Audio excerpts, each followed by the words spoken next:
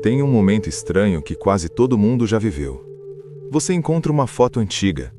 Pode ser de 5 anos atrás, pode ser de 10. Você olha para aquele rosto, reconhece os traços, sabe que é você, mas sente algo difícil de nomear, uma distância. Como se aquela pessoa fosse um personagem que você interpretou e depois abandonou. E surge uma pergunta que você não estava esperando. Quando exatamente eu deixei de ser aquele? Essa pergunta parece simples, mas ela tem mais de 2000 anos e ainda não tem resposta. Na Grécia Antiga, existia um navio famoso, o navio de Teseu.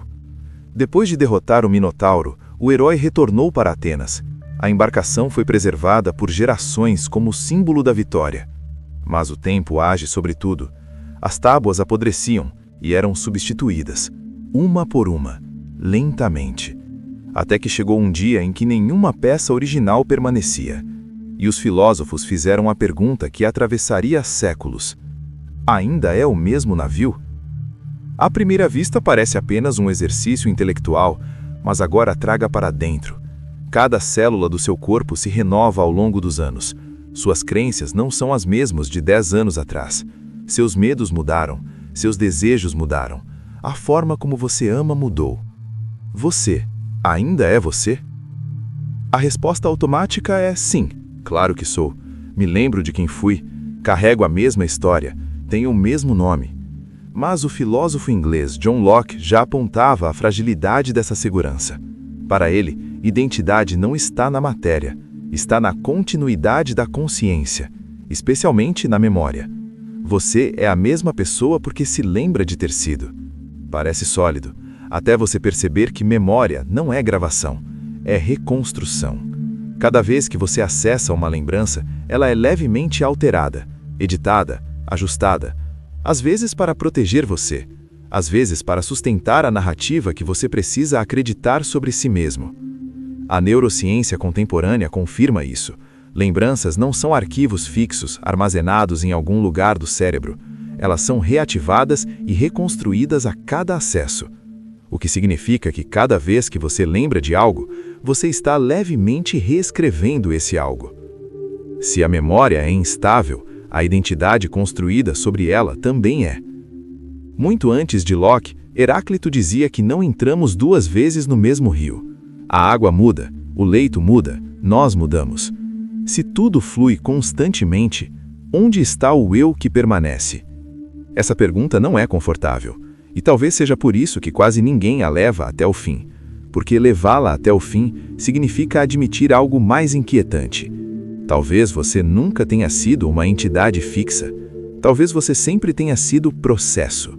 Séculos depois de Heráclito, o filósofo escocês David Hume foi ainda mais longe. Ele propôs um experimento simples. Tente observar sua própria mente. Não os pensamentos, não as emoções, mas o observador por trás deles. O que você encontra?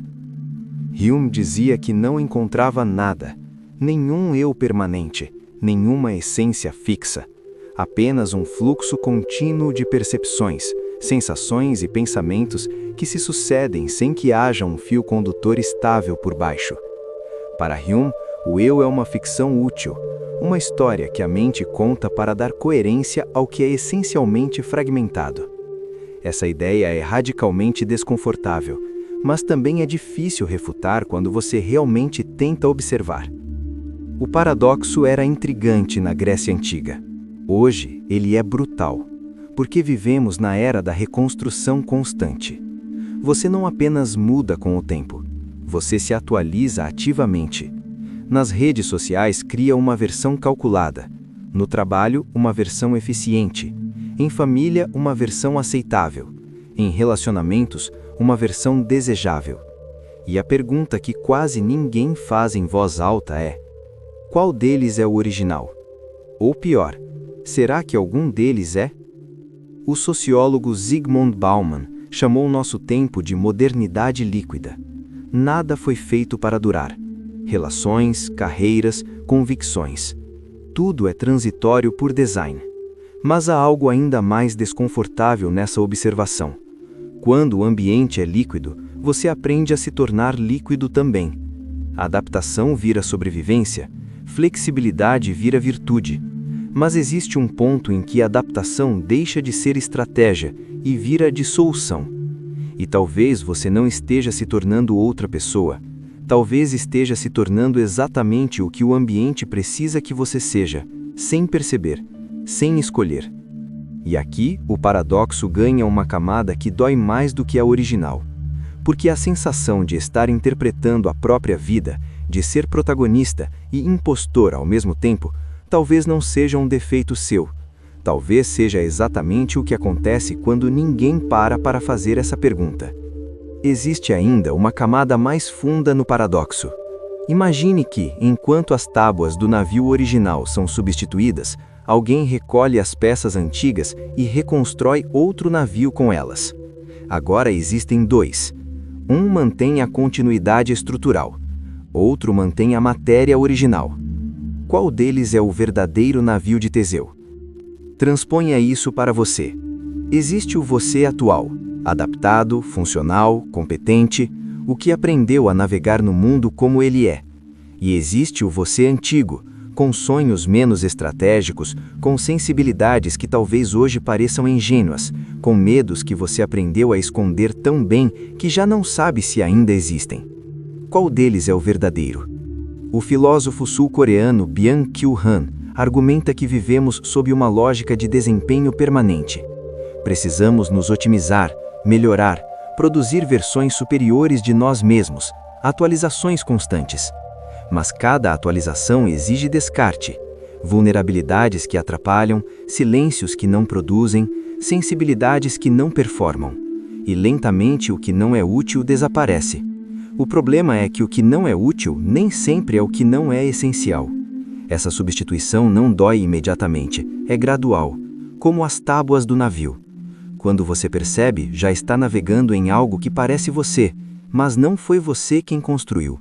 Você já sentiu saudade de si mesmo? Não de uma fase, não de uma pessoa, não de um lugar. De você.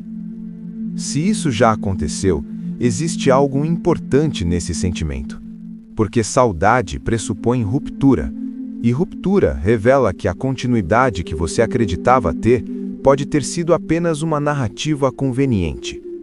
Talvez você não tenha simplesmente evoluído, talvez tenha se adaptado demais. E existe uma diferença enorme entre as duas coisas. Evolução pressupõe direção escolhida. A adaptação pressupõe resposta ao ambiente. Uma é ativa, a outra é reativa. E a maioria das pessoas passa anos acreditando que está evoluindo, quando na verdade está apenas respondendo. Então o que sobra? Se a matéria muda, se a memória é instável, se o ambiente molda comportamentos, se o eu talvez seja apenas uma ficção útil, o que resta que seja genuinamente seu? Pense em uma chama. Ela nunca é feita da mesma matéria. O fogo consome novas partículas a cada segundo. Ainda assim, reconhecemos a mesma chama. Não porque a substância seja idêntica, mas porque o padrão persiste. E se identidade for padrão? Uma inclinação profunda, uma forma particular de perceber o mundo, uma intensidade específica de sentir. Mesmo quando suas opiniões mudam, talvez exista algo constante na forma como você pensa. Mesmo quando seus desejos mudam, talvez exista algo constante na intensidade com que deseja.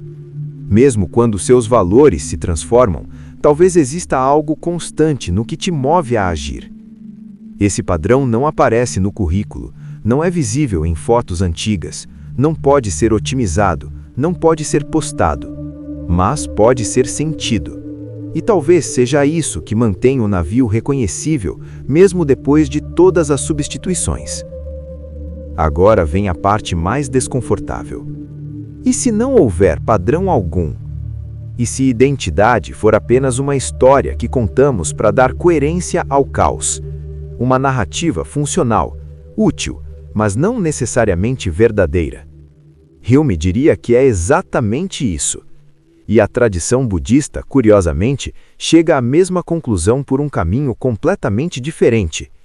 O conceito de anatta, a não existência de um eu permanente, está no centro do pensamento budista há mais de 2000 anos, não como niilismo, mas como liberação.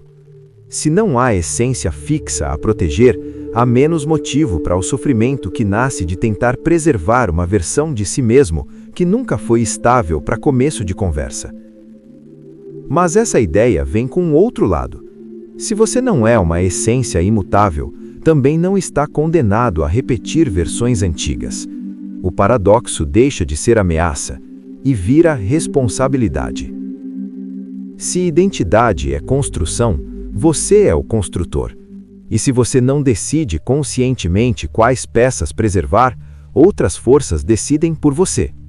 As redes sociais moldam seus desejos, o mercado molda suas ambições, a comparação molda o que você acredita valer, o cansaço molda o que você está disposto a defender. E um dia você pode acordar em um navio impecavelmente reconstruído que não leva para lugar nenhum que realmente importa para você. O paradoxo do navio de Teseu não exige que você escolha entre mesmo ou diferente. Ele exige que você encare o fato de que está mudando agora, enquanto escuta, enquanto reflete, enquanto duvida. Você não sairá daqui exatamente como entrou.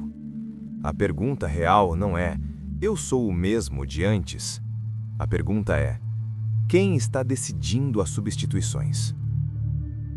Trocar peças é inevitável, mas perder o rumo não é. Um navio à deriva ainda é um navio, mas não é uma escolha. E talvez o maior risco da sua vida não seja mudar demais, seja mudar tanto, sem perceber, sem escolher, que um dia você olhe para trás e não reconheça nem o ponto de partida, nem o destino. A foto antiga vai continuar existindo, aquele rosto vai continuar parecendo distante, mas talvez a distância não seja o problema. Talvez o problema seja nunca ter parado para perguntar se as substituições que aconteceram foram escolhidas ou apenas aceitas. Porque um navio não é definido apenas pelas peças que o compõem. É definido pelo destino que escolhe atravessar. E essa escolha, essa única escolha, ainda é sua.